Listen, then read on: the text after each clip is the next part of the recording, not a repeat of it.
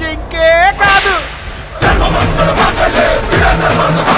Watch our web series Constable Kanakam streaming now only on ETV Win app.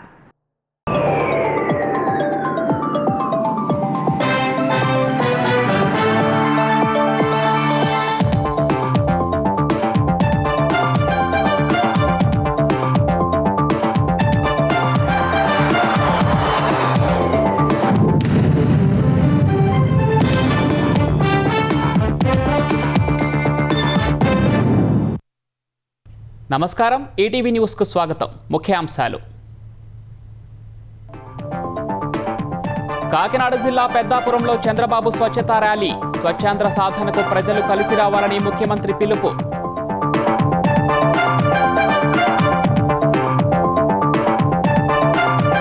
దివ్యాంగుల పెన్షన్లపై YCP fake వీడియోలు సృష్టిస్తోందన్న AP సర్కార్. అర్హులెవరికీ ఆపే ప్రసక్తే లేదని తేల్చి చెప్పిన మంత్రులు. కాసేపట్లో తెలంగాణ కాంగ్రెస్ పీఏసీ భేటీ. బీసీ రిజర్వేషన్లు, స్థానిక సంస్థలపై నిర్ణయం తీసుకునే అవకాశం.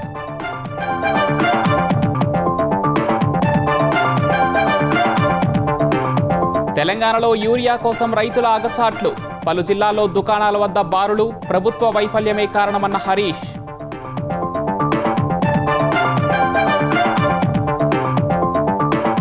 కర్ణాటక ధర్మస్థలలో వందల మృతదేహాల ఖననం కేసులో కీలక పరిణామం. తప్పుడు సమాచారం ఇచ్చారనే కారణంపై ఫిర్యాదుదారు అరెస్ట్. ఉత్తరాఖండ్లో మరోసారి మేఘ విస్ఫోటనం. చమోలి జిల్లాలో కుంభవృష్టి. బురద మేటల్లో చిక్కుకున్న వారి కోసం విస్తృత గాలింపు.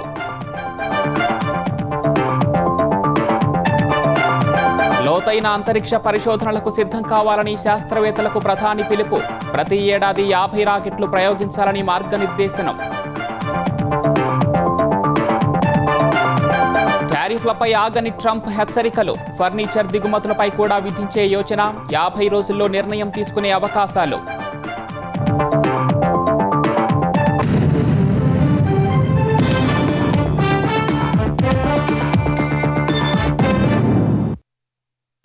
అక్టోబర్ 2 నాటికి అన్ని మున్సిపాలిటీల్లో చెత్తా చెదారం తొలగిస్తామని ముఖ్యమంత్రి చంద్రబాబు తెలిపారు. కాకినాడ జిల్లా పెద్దాపురంలో స్వర్ణాంధ్ర స్వచ్ఛాంధ్ర కార్యక్రమంలో సీఎం పాల్గొన్నారు.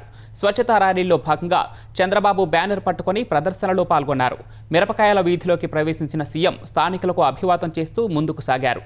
శ్రీ సీతారామాంజనేయ భక్త సమాజం సభ్యులు ఇంటి గేటు లోపల నుంచే అభివాదం చేయగా అక్కడి ఆగిన చంద్రబాబు భద్రతా సిబ్బందికి చెప్పి వారందరినీ బయటకు రప్పించారు. అందరికీ నమస్కరించి యోగక్షేమాలు అడిగి తెలుసుకున్నారు. అనంతరం స్వర్ణాంధ్ర స్వచ్ఛాంధ్ర సభలో పాల్గొన్న సీఎం స్వర్ణాంధ్ర కావాలంటే ఆలోచన విధానం మారాలన్నారు.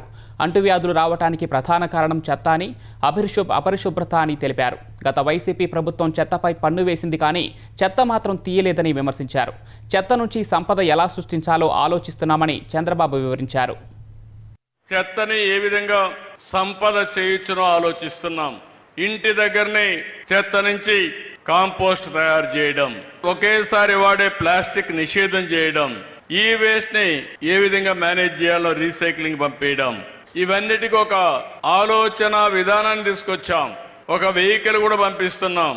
ఆ వెహికల్లో మీ ఇంట్లో ప్లాస్టిక్ గాని ఈ వేస్ట్ గాని అనేక రకాలైన పాత వస్తువులుంటే అవన్నీ ఒక రేటు వారిగా ఇచ్చి మీకు ఏ వస్తువులు కావాలన్నా అక్కడికక్కడే దాన్ని ధరగట్టి మీకు ఇచ్చే పరిస్థితికి వస్తున్నారు. అంటే మీరు ఒకప్పుడు మీ ఇంట్లో దోచుకునేవారు. ఈ ప్రభుత్వం మీ ఇంట్లో వేస్ట్ ను కూడా 10 రూపాయలు ఇచ్చే మార్గం చూపిస్తుందని మీ అందరికీ విజ్ఞప్తి చేస్తున్నా. అది గడిచిన ప్రభుత్వానికి ఈ ప్రభుత్వానికి తేడా. కైకలూరులో వంగవీటి మోహన్ రంగా విగ్రహం పట్ల గుర్తు తెలియని దుండగులు దుశ్చర్యకు పాల్పడటాన్ని ముఖ్యమంత్రి చంద్రబాబు తీవ్రంగా ఖండించారు. ఏలూరు జిల్లా కైకలూరు నియోజకవర్గం కలిదిండిలో మోహన్ రంగా విగ్రహాన్ని అవమానపరిచిన వారిపై చర్యలు తీసుకోవాలని అధికారులకు సూచించారు. అభిమానుల మనోభావాలు దెబ్బతినేలా, శాంతి భద్రతలకు విఘాతం కలిగించేలా ఇలాంటి దుశ్చర్యలకు పాల్పడే వారి విషయంలో కఠినంగా వ్యవహరించాలని పోలీసులను ఆదేశించారు. ఈ ఘటనలో నిందితులను వెంటనే గుర్తించి చర్యలు తీసుకోవాలని సూచించారు. నేతల విగ్రహాల పట్ల అవమానకర చర్యలకు పాల్పడే వారికి గట్టి గుణపాఠం చెప్పేలా పోలీసులు చర్యలు తీసుకోవాలని చంద్రబాబు ఆదేశించారు. కూటమి ప్రభుత్వంపై విషం చిమ్మడమే లక్ష్యంగా వైసీపీ ఫేక్ వీడియోలు సృష్టించడంపై ఏపీ సర్కార్ మండిపడింది. శ్రీ సత్యసాయి జిల్లా బుక్కపట్నం మండలం నార్సింపల్లికి చెందిన కార్యకర్త పాలయ్యగారి రమేష్ దివ్యాంగుడు కానప్పటికీ తనకు వచ్చే దివ్యాంగుల పింఛన్ అన్యాయంగా తొలగించారంటూ తప్పుడు వీడియోలు తీసి సామాజిక మాధ్యమాల్లో పోస్ట్ చేయడంపై ఆరా తీసింది. అందులో తన కుడి చేయి కనిపించకుండా వెనక్కి కట్టుకొని రమేష్ తీసిన వీడియోను గమనించిన గ్రామస్తులు అతని కాళ్ళు చేతులు బాగానే ఉన్నట్టు చూపే పాత వీడియోలను బయటపెట్టగా వైసీపీ చేస్తున్న ప్రచారంపై మంత్రి కొల్లు రవీంద్ర ఆగ్రహం వ్యక్తం చేశారు. అర్హులైన వారి పెన్షన్లు తొలగించే ప్రసక్తే లేదని స్పష్టం చేశారు. పెన్షన్ తొలగించిన వారు అర్హతలు ఉన్నాయని భావిస్తే అధికారులను కలిస్తే వైద్యులతో పరీక్షలు చేయిస్తారని చెప్పారు. పెన్షన్లు తొలగిస్తున్నారని ప్రచారాన్ని ఎవరూ నమ్మవద్దని కొల్లు రవీంద్ర కోరారు.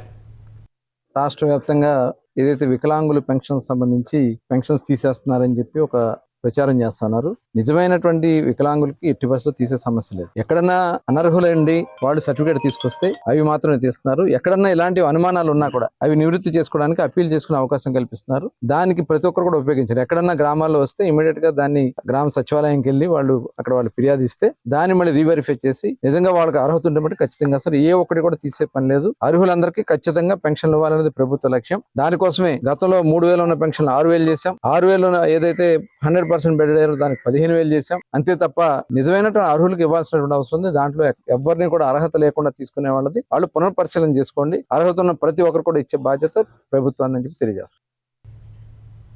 స్థానిక సంస్థల ఎన్నికలు బీసీలకు 42% రిజర్వేషన్ల అమలే ప్రధాన అజెండాగా కాసేపట్లో కాంగ్రెస్ రాజకీయ వ్యవహారాల కమిటీ సమావేశం జరగనుంది. గాంధీభవన్లో కాంగ్రెస్ తెలంగాణ వ్యవహారాల ఇన్ఛార్జ్ మీనాక్షి నటరాజన్ అధ్యక్షతన 5ంటికి రాజకీయ వ్యవహారాల కమిటీ సలహా కమిటీల సమావేశం జరగనుంది. పీసీసీ అధ్యక్షుడు మహేష్ కుమార్ గౌడ్, సీఎం రేవంత్ రెడ్డి, ఉప ముఖ్యమంత్రి భట్టి విక్రమార్క, సీనియర్ నాయకులు పాల్గొంటారు. బీసీలకు 42% రిజర్వేషన్లకు కేంద్రం ఆమోదించనందున పార్టీ పరంగా రిజర్వేషన్లు అమలు చేసి స్థానిక సంస్థల ఎన్నికలకు వెళ్లాలా లేకుంటే అధికారికంగా వచ్చే వరకు వేచి చూడాలా అనే అంశాలపై నిర్ణయం తీసుకునే అవకాశం ఉంది. ప్రభుత్వ పథకాలను ప్రజల్లోకి బలంగా తీసుకువెళ్లటం, పార్టీ సంస్థాగత నిర్మాణం, గ్రామ, మండల, జిల్లా కమిటీల నిర్మాణం తదితర అంశాలపై చర్చ జరిగే అవకాశం ఉందని పీసీసీ వర్గాలు తెలిపాయి. ఈ భేటీని దృష్టిలో పెట్టుకుని PAC core committee CM Revanth Reddy నివాసంలో సమావేశమైంది. పీసీసీ అధ్యక్షుడు మహేష్ కుమార్ గౌడ్, రాష్ట్ర వ్యవహారాల ఇన్ఛార్జ్ మీనాక్షి నటరాజన్, మంత్రులు ఉత్తమ్ కుమార్ రెడ్డి, శ్రీధర్ బాబు ఈ భేటీకి హాజరయ్యారు. పీఏసీ సలహా సంఘంలో చర్చించాల్సిన అంశాలపై కోర్ కమిటీ సమాలోచనలు చేసినట్లు తెలిసిందే. స్థానిక సంస్థల ఎన్నికలు, బీసీలకు 42% రిజర్వేషన్ల అమలు, పార్టీ ఫిరాయించిన ఎమ్మెల్యేలకు స్పీకర్ నోటీసులు, యూరియా కొరత, పార్టీ బలోపేతంపై చర్చించినట్లు తెలిసిందే. జూబ్లీహిల్స్ ఉప ఎన్నికల్లో కాంగ్రెస్ పార్టీ జెండా ఎగురవేయాలని ఆ నియోజకవర్గ ఇన్ఛార్జ్ మంత్రులు వివేక్ వెంకటస్వామి, తుమ్మల నాగేశ్వరరావు పార్టీ నాయకులకు దిశానిర్దేశం చేశారు. హైదరాబాద్ జూబ్లీహిల్స్ ఉప ఎన్నిక సన్నద్ధతపై AICC in-charge secretary Viswanathan Perumal, నియోజకవర్గ ఇన్ఛార్జ్ మంత్రులు పొన్నం ప్రభాకర్, వివేక్ వెంకటస్వామి, తుమ్మల నాగేశ్వరరావు సమావేశమై చర్చించారు. ఈ భేటీలో కార్పొరేషన్ చైర్మన్లు, పార్టీ ఉపాధ్యక్షులు, పరిశీలకులు, ఇతర నేతలు పాల్గొన్నారు. ప్రభుత్వ పథకాలను ప్రజల్లోకి విరివిగా తీసుకువెళ్లాలని మంత్రులు సూచించారు. ప్రతి పోలింగ్ కేంద్రానికి ఒకరు ఇన్ఛార్జిగా ఉండాలన్న మంత్రులు పార్టీ ఇచ్చిన బాధ్యతలను సక్రమంగా నిర్వహించాలని సూచించారు. తెలంగాణలోని అన్నదాతలకు యూరియా కష్టాలు తప్పడం లేదు. సిద్దిపేట జిల్లా దుబ్బాక నియోజకవర్గం ఆల్వాలలో యూరియా కోసం రైతులు బారులు తీరారు. పట్టాదారు పాస్ పుస్తకాలు లైన్లలో పెట్టి టోకెన్ల కోసం ఎదురు చూశారు. దౌలతాబాద్ మండలం అంకిరెడ్డిపల్లిలో రైతులు చెప్పులు వరుస క్రమంలో పెట్టి బారులు తీరారు. మిరుదొడ్డి ఎరువుల పంపిణీ కేంద్రాల వద్ద పోలీసులు బందోబస్తు నిర్వహించారు. ఖమ్మం జిల్లా కారేపల్లిలో యూరియా సరఫరా చేయాలంటూ రైతులు రోడ్డుపై బైఠాయించి ఆందోళన చేపట్టారు. యూరియా కోసం పడిగాపులు కాసిన రైతులు బస్టాండ్ కోడలిలో నిరసన వ్యక్తం చేశారు. వర్షాకాలం ముగిశాక యూరియా ఇస్తే ఏమి లాభమని ఆగ్రహం వ్యక్తం చేస్తూ రోడ్డుపై బైఠాయించడంతో వాహనాలు నిలిచిపోయాయి. సూర్యాపేట జిల్లా హుజూర్ నగర్ మండలం బూరుగడ్డలో ఉదయం నుంచి యూరియా కోసం రైతులు బారులు తీరారు. బూరుగడ్డ సొసైటీ పరిధిలో 5,000 ఎకరాలు ఉంటే కేవలం 200 బస్తాలు మాత్రమే వచ్చాయని అన్నదాతలు ఆందోళన వ్యక్తం చేస్తున్నారు. అధికారులు స్పందించి రైతులకు సరిపడా యూరియా సరఫరా చేయాలని విజ్ఞప్తి చేస్తున్నారు. మా బూరుగడ కస్టర్లో 5,000 ఎకరాలు ఉన్నాయి. 5,000 ఎకరాలకి 200 కట్టలు వచ్చినాయి. ఆ 200 కట్టలుకి 2 ఆధార్ కార్డు తెచ్చుకోమంటారు. ప్రతిదానికి ఆధార్ కార్డులు వీటి కోసం ఉపయోగించాలా, వేరే వాటికి ఉపయోగించాలా? ఏమంటే ఆధార్ కార్డులు పాస్ పుస్తకాలంటారు. ఈ జిరాక్స్లకే మా సగం ఖర్చు అవుతుంది. ప్రభుత్వం ఈ నిర్లక్ష్యం, ఈ పొలాలు ఎండిపోతున్నాయి, ఈరే లేక ఖరాబ్ అవుతున్నాయి. పెట్టుబడి పెట్టుకుని మొత్తం వేస్ట్ అయిపోతుంది. ఇప్పుడు ఏం చేయాలని ఈ మంత్రులు ఉన్న ఏం చేస్తుంది? తెలంగాణలో ఎరువులను సకాలంలో సరఫరా చేయడంలో కాంగ్రెస్ సర్కార్ విఫలమై రైతులను ఇబ్బందుల్లోకి నెట్టిందని మాజీ మంత్రి హరీష్ రావు మండిపడ్డారు. దేశంలో ఎరువుల కొరత లేదని కేంద్రం ప్రకటన విడుదల చేసిన ఆయన అందులో 143 లక్షల మెట్రిక్ టన్నుల యూరియాకు గాను 183 లక్షల మెట్రిక్ టన్నులు అందుబాటులో ఉందని పేర్కొందన్నారు. ఇప్పుడు ఎవరు అబద్ధం చెబుతున్నారని హరీష్ రావు ప్రశ్నించారు. రాష్ట్రంలోని కాంగ్రెస్ ప్రభుత్వమా లేదా కేంద్రంలోని ఎన్డీఏ సర్కారా అని నిలదీశారు. దేశంలో యూరియా కొరత వల్ల కాదని కాంగ్రెస్ సర్కార్ నిర్వహణ లోపం వల్లే రైతులు ఇబ్బందులు పడుతున్నారని దుయ్యబట్టారు. ప్రజలను తప్పుదారి పట్టించడం మాని రైతులకు అవసరమైన ఎరువుల సరఫరాను వెంటనే చేయాలని హరీష్ రావు ప్రభుత్వాన్ని డిమాండ్ చేశారు. తెలంగాణలోని ప్రభుత్వ పాఠశాలల్లో మౌలిక సదుపాయాలు కల్పించడంలో కాంగ్రెస్ సర్కార్ పూర్తిగా విఫలమైందని కేంద్ర మంత్రి కిషన్ రెడ్డి ఆరోపించారు. కేసీఆర్ పోయి రేవంత్ రెడ్డి వచ్చినా ప్రభుత్వ పాఠశాలల్లోని సమస్యలు తీరడం లేదని మండిపడ్డారు. హైదరాబాద్ అంబర్పేటలోని ప్రభుత్వ ఇంగ్లీష్ మీడియం పాఠశాల విద్యార్థులకు భరత్ సేవాశ్రమం ఆధ్వర్యంలో నోట్ పుస్తకాల పంపిణీని కేంద్ర మంత్రి ప్రారంభించారు. ప్రత్యేక తెలంగాణ వచ్చాక విద్యార్థుల పరిస్థితి మారుతుందని ఆశిస్తే ఎలాంటి ఫలితం లేకుండా పోయిందన్నారు. హాస్టళ్లలో సరైన భోజనం లభించక విద్యార్థులు తీవ్ర ఇబ్బందులు ఎదుర్కొంటున్నారని ప్రభుత్వం పట్టించుకోవడం లేదని కిషన్ రెడ్డి విమర్శించారు. ప్రభుత్వ హాస్టల్లో ఉన్నటువంటి పిల్లలకు సరైనటువంటి భోజనం కూడా పెట్టని పరిస్థితి. ప్రభుత్వ పాఠశాలకు సంబంధించి కొత్త భవనాలు నిర్మాణం చేయాలి. మండలానికి ఇంటర్నేషనల్ స్కూల్ అన్నారు, కానీ ఉన్నటువంటి స్కూళ్లను పట్టించుకునేటువంటి పరిస్థితి లేదు. స్కూళ్ళకు సంబంధించినటువంటి భవనాల రిపేరింగ్ కానీ, అక్కడ అన్ని స్కూళ్లలో విద్యుత్ సౌకర్యం కానీ, మంచినీటి సౌకర్యం కానీ ఇవ్వాలి. అదేవిధంగా ఏదైతే కేంద్ర ప్రభుత్వం మిడ్ డే మీల్స్ ఏర్పాటు చేసిందో ఆ మిడ్ డే మీల్స్ ను ప్రాపర్ గా విద్యార్థులందరికీ పరిశుభ్రంగా అందించేటువంటి ప్రయత్నం చేయాలి. మన తెలంగాణ రాష్ట్రం ఏర్పడిన తర్వాత ప్రభుత్వ పాఠశాలల పనితీరు మెరుగుపడాల్సినట్టుండే, కానీ అనుకున్నంతగా మరి ఆ పరిస్థితుల్లో ప్రభుత్వ పాఠశాలలు ముందుకెళ్లడం లేదు. కాబట్టి ప్రభుత్వం దీనిపైన ఉన్నత స్థాయి సమావేశం నిర్వహించి ప్రభుత్వ పాఠశాలకు సంబంధించినటువంటి మెరుగైనటువంటి సౌకర్యాలు కల్పించాల్సిందిగా కోరుతా ఉన్నాను. సిరిసిల్లలో పవర్లూమ్ కార్మికులు ఎదుర్కొంటున్న సమస్యలను పరిష్కరించేందుకు తెలంగాణ ప్రభుత్వం తక్షణమే జోక్యం చేసుకోవాలని బీఆర్ఎస్ కార్యనిర్వాహక అధ్యక్షుడు కేటీఆర్ కోరారు. పవర్లూమ్ కార్మికులపై భారం పడుతున్న 35 కోట్ల బ్యాక్ బిల్లింగ్ బకాయిలను మాఫీ చేయాలని డిమాండ్ చేశారు. కార్మికులకు రావాల్సిన 101 కోట్ల విద్యుత్ రాయితీని వెంటనే విడుదల చేయాలని ఉప ముఖ్యమంత్రి భట్టి విక్రమార్కకు కేటీఆర్ లేఖ రాశారు. బీఆర్ఎస్ హయాంలో బతుకమ్మ చీరల ఆర్డర్లతో సిరిసిల్ల నేతలకు చేతి నిండా పని దొరికి స్థిరమైన ఆదాయం లభించిందన్నారు. ప్రస్తుతం పవర్లూమ్ యూనిట్లు ఎదుర్కొంటున్న సమస్యలు కార్మికులను తిరిగి ఆత్మహత్యల వైపు నెడుతున్నాయని కేటీఆర్ ఆందోళన వ్యక్తం చేశారు. నేత కార్మికులను ఆదుకోవటానికి, వారి జీవనోపాధిని కాపాడటానికి ప్రభుత్వం వెంటనే స్పందించాలని కోరారు.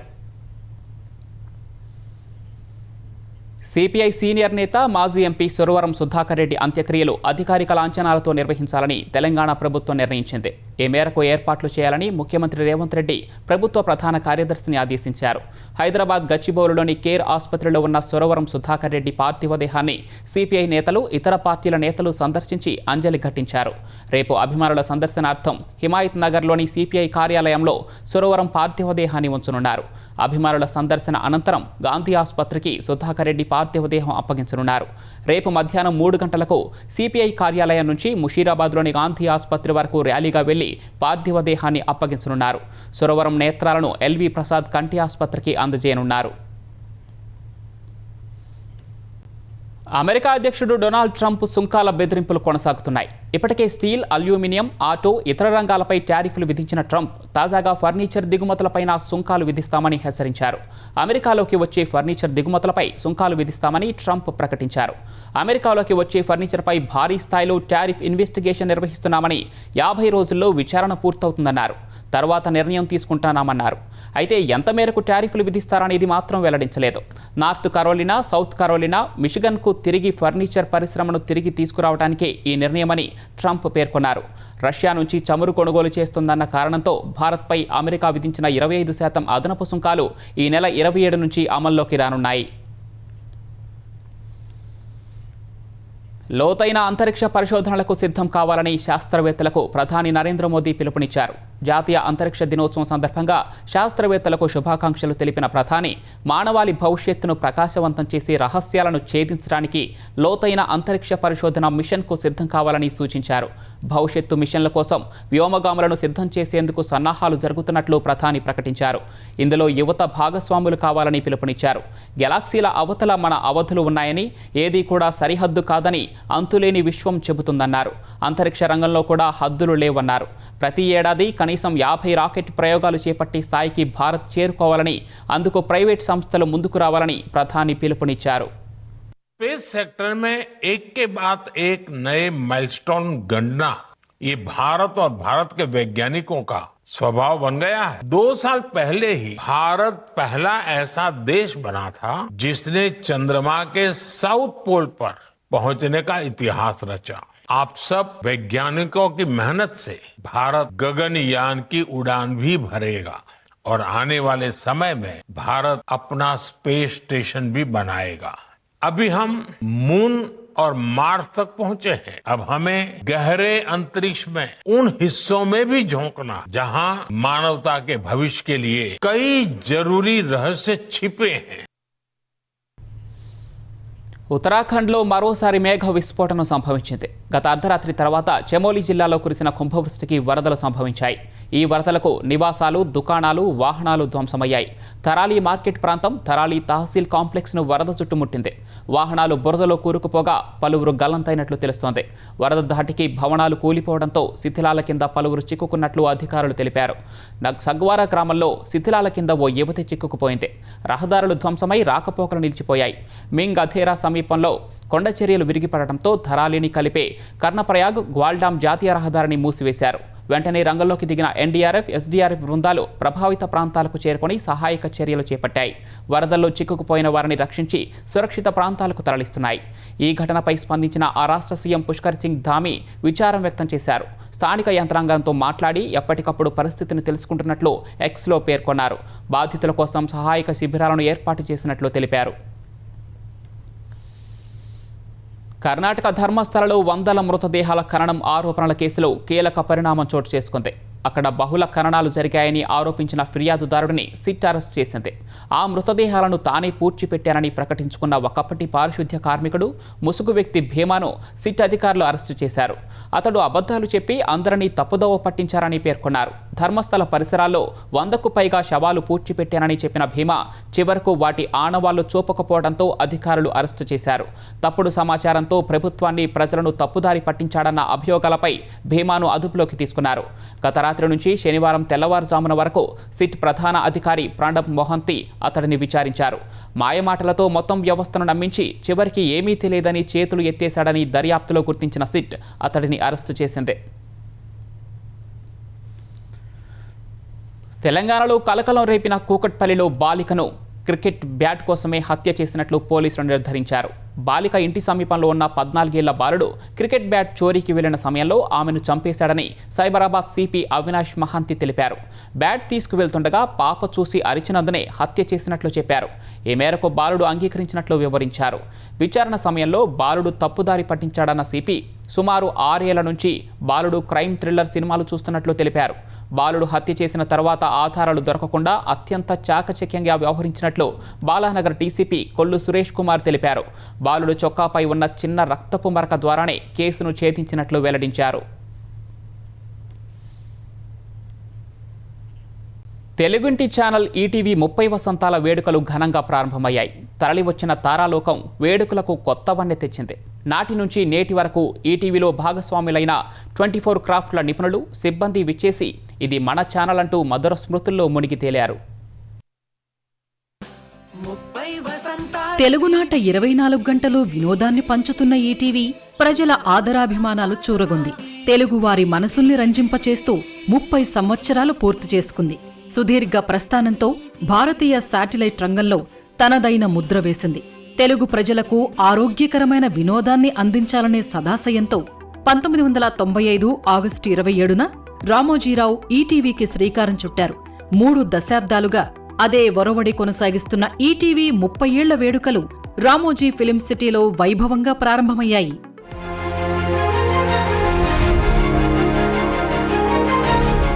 ఈటీవీ 30 ఏళ్ల వేడుకల్లో సినీ, టెలివిజన్ రంగాలకు చెందిన అతిరథ మహారథులు పాల్గొన్నారు.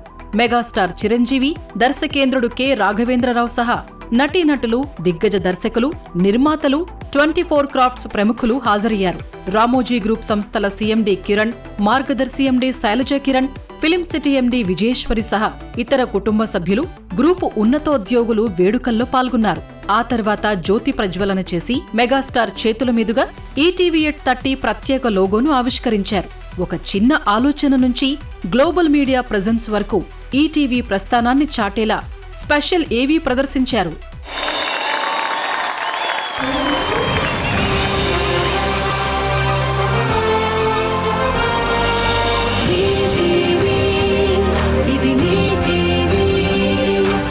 చైతన్య ప్రసాద్ రచనలో కీరవాణి స్వరపరిచిన ఈటీవీ యాంథమ్ను 50 మంది గాయనీ గాయకులతో కలిసి ప్రముఖ గాయని కల్పన ఆలపించారు.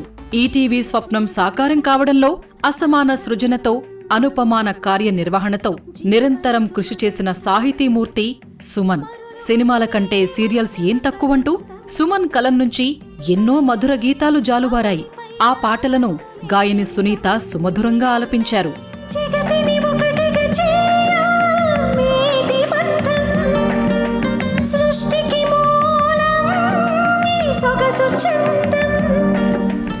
మెగాస్టార్ సూపర్ హిట్ పాటలు, స్పెషల్ డాన్స్ మూమెంట్స్ తో సినీ నటి రెజీనా, విజయన్ బిన్నే మాస్టర్ ప్రదర్శించిన డాన్స్ మెడ్లీ అదరహో అనిపించింది.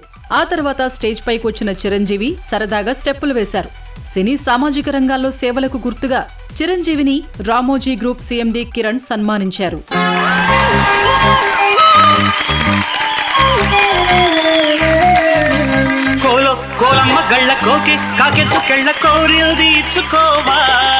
ఈ 30వ ఈటీవీ వార్షికోత్సవ వేడుకకు నేను రావటం అన్నది అది నాకు బాధ్యత. ఎందుకంటే 1995లో ఈ ఈటీవీ ప్రారంభించినప్పుడు ఆ వేడుక ఇప్పటికే నా కళ్ళ ముందు ఉంది. ఆ తర్వాత మొదటి వార్షికోత్సవానికి ఒక ముఖ్య అతిథిగా వచ్చున్నాను. ఆ తర్వాత 20వ వార్షికోత్సవానికి, 25th యానివర్సరీ కూడా అప్పుడు కోవిడ్ నుండి ఇంత పెద్ద ఆర్భాటంగా ఇంత హంగులతో జరగలేదు. కానీ కేకు తీసుకొచ్చి వారు నా చేతులతో నా ఇంట్లో కట్ చేయించినప్పుడు నేను పొందిన ఆనందం అంతా ఇంతగా, అది నిజమైన ప్రేమ, అది నాకు ఇచ్చిన గౌరవంగా నేను భావిస్తాను.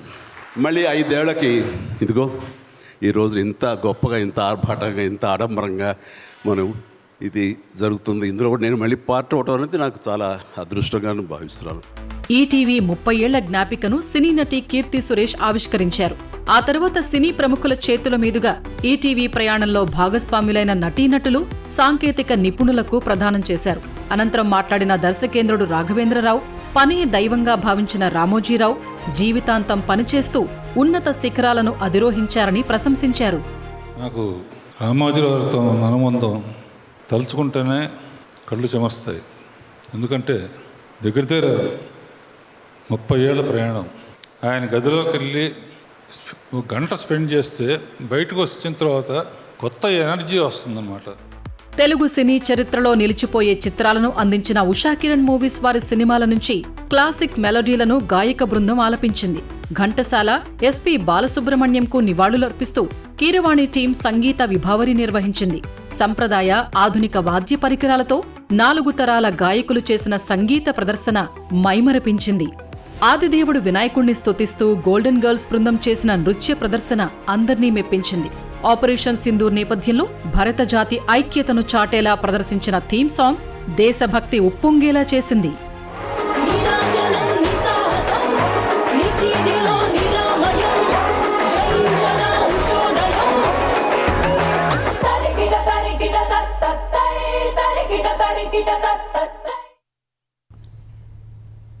ముఖ్యాంశాలు మరోసారి. కాకినాడ జిల్లా పెద్దాపురంలో చంద్రబాబు స్వచ్ఛతా ర్యాలీ. స్వచ్ఛాంధ్ర సాధనకు ప్రజలు కలిసి రావాలని ముఖ్యమంత్రి పిలుపు.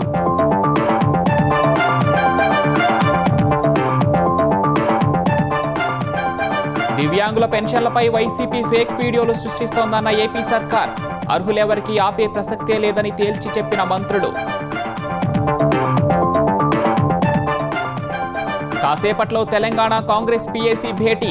బీసీ రిజర్వేషన్లు, స్థానిక సంస్థలపై నిర్ణయం తీసుకునే అవకాశం, సంస్థాగత కమిటీలపై చర్చ. తెలంగాణలో యూరియా కోసం రైతుల అగచాట్లు. పలు జిల్లాల్లో దుకాణాల వద్ద బారులు. ప్రభుత్వ వైఫల్యమే కారణమన్న హరీష్.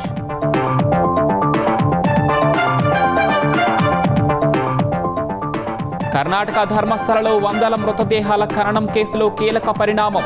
తప్పుడు సమాచారం ఇచ్చారనే కారణంపై ఫిర్యాదుదారు అరెస్ట్. ఉత్తరాఖండ్లో మరోసారి మేఘ విస్ఫోటనం. చమోలి జిల్లాలో కుంభవృష్టి, బురద మేటల్లో చిక్కుకున్న వారి కోసం విస్తృత గాలింపు.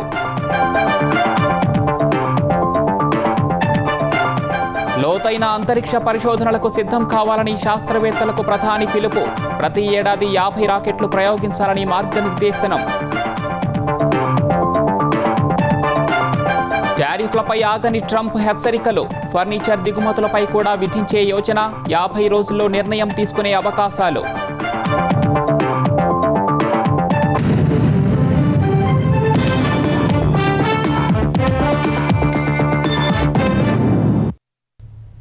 ఈటీవీ న్యూస్ సమాప్తం. నమస్కారం.